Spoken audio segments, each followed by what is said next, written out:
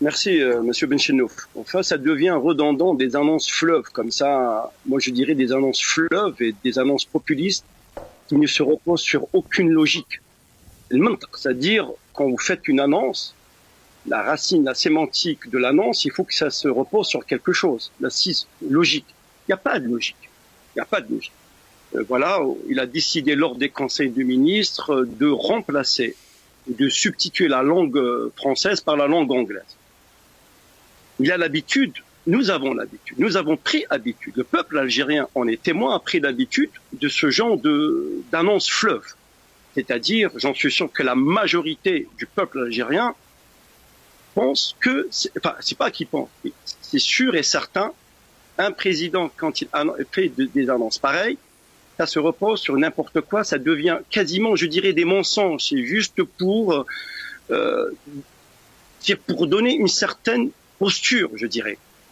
Alors, pourquoi maintenant? Pourquoi maintenant? Le français, c'est une langue qui, quand même, il y a 300 locuteurs dans le monde. C'est la 5e langue la plus parlée au monde. Après l'anglais, le chinois, l'indien et l'arabe, ainsi de suite. Pourquoi, à chaque fois, on essaye de sortir cette type épouvantail de défrancisation pour dire que la langue française, c'est une langue, peut-être, qui peut s'apparenter à une langue qui est porteur de mots. C'est comme si l'Algérie, c'est comme si la langue française était un mal dont souffre l'Algérie. C'est ça la question, dont souffre l'Algérie. Mais maintenant, à la rigueur, on essaye un petit peu de suivre son raisonnement pour dire que la langue anglaise devrait être enseignée à partir de la première année cycle primaire. Est-ce qu'il y a un corps enseignant qui a été formé? Est-ce qu'il y a une allocation de ressources financières qui a été faite? Est-ce que ça a été budgétisé? Est-ce que ça a été réfléchi? Est-ce qu'il y a une commission de réflexion au niveau du ministère de l'enseignement supérieur pour introduire une langue comme ça? Au fait, est-ce qu'il y a un programme? Est-ce qu'il y a un programme scolaire? Est-ce qu'il y a un programme défini? Non. Au fait. Pour toutes les classes, hein, un programme élaboré depuis la première année primaire jusqu'au bac. Est-ce qu'il y a un programme scolaire qui a été étudié? Et les enseignants, comment ils vont les former à la va-vite, en bricolant? Ils vont prendre des années pour les former? Ils vont les importer, à votre avis? En fait, quand on veut enseigner une langue, c'est un parcours scolaire. Donc, un parcours scolaire, il faut définir un programme, il faut former les professeurs d'anglais. Est-ce qu'ils ont la formation suffisante? Est-ce qu'ils ont les bagages suffisants? Et pour former, pour transmettre un savoir, c'est pas forcément pratiquer l'anglais ou parler l'anglais. Non, c'est aussi, il y a une didactique, il y a un programme qui est bien défini.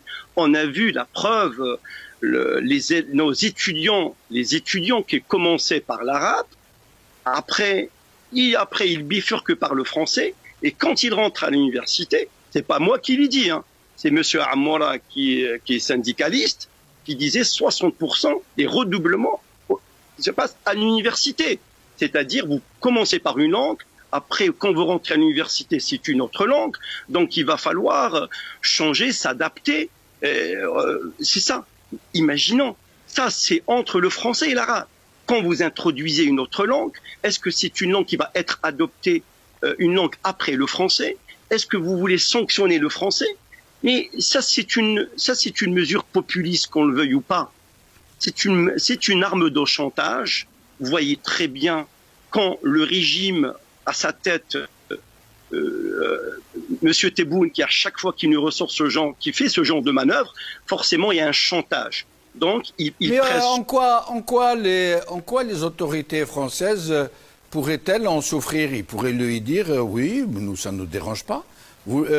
En quoi les autorités françaises pourraient être menacées par la fin de la langue, par l'enseignement de la langue française en Algérie, à plus forte raison que ces gens qui agitent cet épouvantail, la plupart ont des résidences en France, leurs comptes en banque sont en France, et ils se soignent en France, ils envoient leurs enfants faire des études en France, ils ont leurs affaires en France. En quoi les Français pourraient-ils être dérangés de voir enseigner l'anglais à la place du français? Eh ben, vous avez raison, parce que la question, elle est juste. Vous croyez que ça va déranger le gouvernement français, ou ça va déranger Macron qu'un pays souverain comme l'Algérie décide un jour au lendemain de changer la langue? Il n'a qu'à changer la langue. Il n'a qu'à, changer la langue française par la langue anglaise, sachant qu'il y a un lycée privé qui se trouve à Ben Aknoun, Alexandre Dumas. Sur 1000 inscrits, la moitié des étudiants inscrits sont issus, c'est des enfants de la nomenclature. Et c'est pas moi qui l'ai dit. Vous avez toutes les informations de vérifier. C'est l'ex-ambassadeur de France en Algérie qui était en poste 2008 à 2012, qui disait que la moitié des inscrits, sur 1000 inscrits, la moitié étaient des enfants issus de la nomenclature. Peut-être